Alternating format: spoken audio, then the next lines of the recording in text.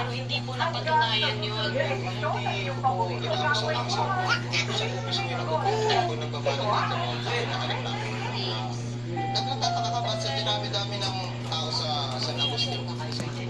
Kapit pwede mo bang maikwento sa amin kung paano yung naging proseso natin nung operation? Nung na-consummate na yung ano natin, Tep. tropa natin. Achi.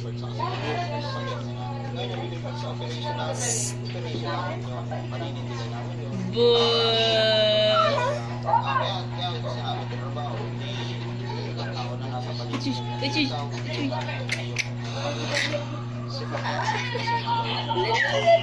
itong si Fernando Mabel, ito ba talagang tinrabaho natin bago i-conduct yung